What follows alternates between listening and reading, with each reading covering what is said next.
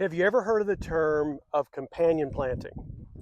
Probably many of you have, but if you had never heard the term, it's just planting one plant with another for two beneficial reasons.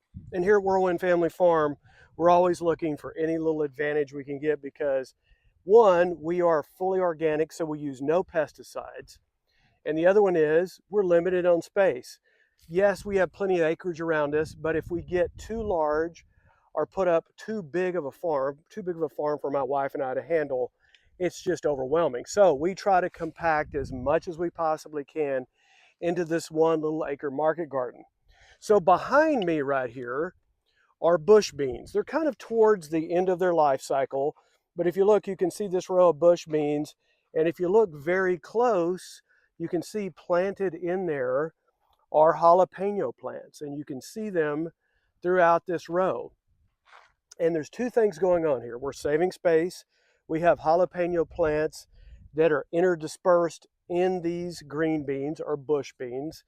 And the other thing is, which that's saving space, the other thing is the beans themselves provide a lot of nitrogen back into the soil, which is so beneficial in helping the growth of the jalapeno plants. So you might say it's a symbiotic relationship that saves space and helps the growth. So one of the things that I always like to pass along to people that follow our channel is how can you take your garden to that next level? And that's where companion planting really comes in. Now I'll give you some examples. When we start to get into the cool weather season again, is we'll start to do things like our lettuces with our radishes. That's a good beneficial mix between each other, again, helping keep insects away.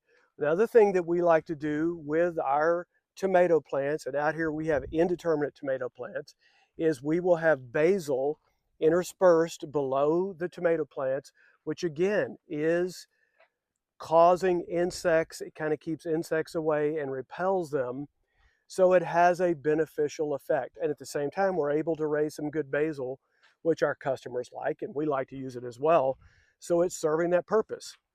So whenever you're planning out your garden, and especially for those of you that have a smaller backyard setting, you don't have a lot of space, or even if, I always say, if you're using containers in a balcony of your apartment, you can interplant.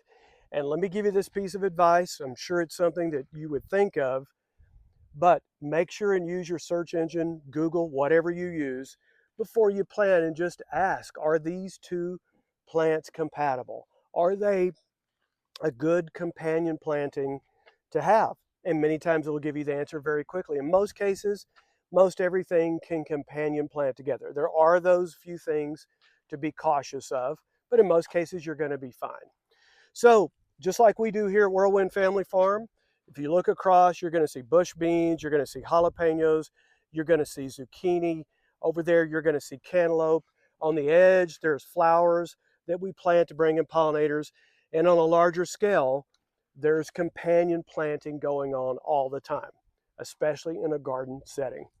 So just wanted to pass that along from Whirlwind Family Farm. Space saver, can help benefit the other plant as far as nutrients, and also can be something to keep insects away when you're companion planting together. Onions, basil, the list goes on of things that are good at repelling insects.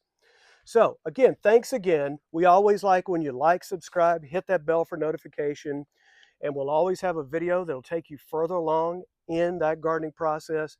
We appreciate you. Blessings over you, your family, your garden. Talk to you soon from Whirlwind Family Farm.